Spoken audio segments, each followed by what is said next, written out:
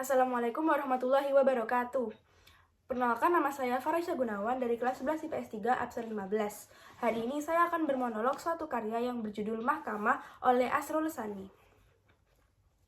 Dalam ruangan ini, tidak ada perbedaan antara malam dan siang. Biarpun di kamar tidur Bahri hari sudah malam, kualitas cahaya dalam ruang mahkamah tetap sama. Murni datang diantarkan oleh seorang petugas pengadilan. Ia berhenti sebentar untuk memandang wajah suaminya. Nyonya Murni, silakan duduk. Bahri melihat Murni. Ia berdiri. Murni, sayang. Mendengar kata sayang itu, Murni memalingkan muka lalu duduk tertunduk. Pembela mendekati Murni lalu berkata, Nyonya, ada sedikit pengakuan yang ingin didengarkan oleh majelis hakim yang mulia. Kami mengetahui bahwa dulu Nyonya adalah kekasih Kapten Anwar.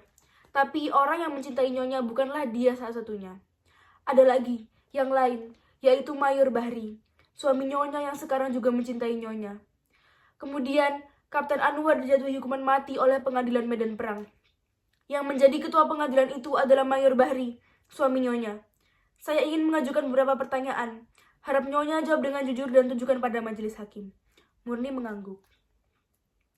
Sudah berapa tahun Nyonya berumah tangga dengan saudara Bahri? Lebih dari 30 tahun. Waktu yang cukup panjang untuk mengenali pribadi seseorang.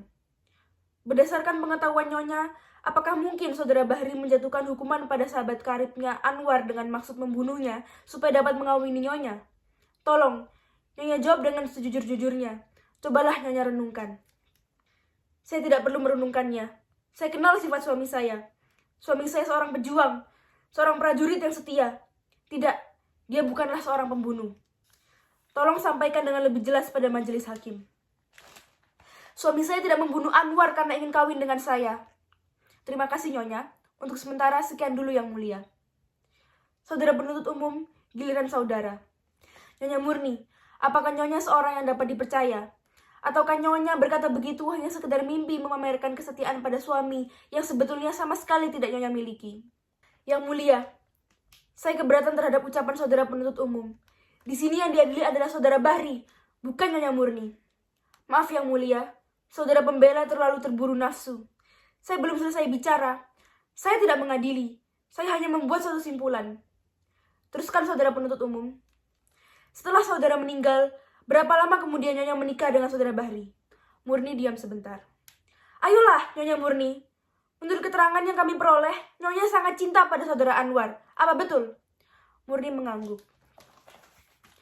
Begitu cinta padanya hingga lamaran saudara Bahri yang pangkatnya lebih tinggi dari saudara Anwar, Nyonya tolak. Saya tidak tahu pasti, biarpun kepastian ini tidak penting, dalam bermesraan dengan saudara Anwar, tidak akan begitu aneh jika Nyonya dan saudara Anwar bersimpati untuk sehidup semati. Itu biasa. Memang begitu biasanya, anak-anak muda yang sedang bercinta, lalu dia meninggal. Berapa bulan kemudian Nyonya menikah dengan saudara Bahri? 2 bulan. Lebih keras sedikit. 2 bulan. 2 bulan? Hebat sekali kesetiaan Nyonya kepada saudara Anwar. Belum lagi jasadnya membusuk dalam kubur.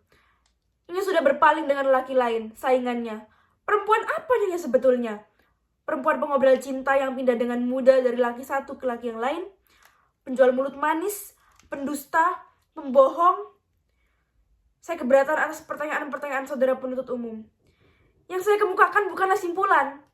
Kalau boleh bertanya pada saudara pembela terhormat, simpulan apa yang akan diambil dari kenyataan-kenyataan ini? Cara saudara mengajukan pertanyaan memojokkan Nyonya Murni. Sekian dari saya, terima kasih. Wassalamualaikum warahmatullahi wabarakatuh.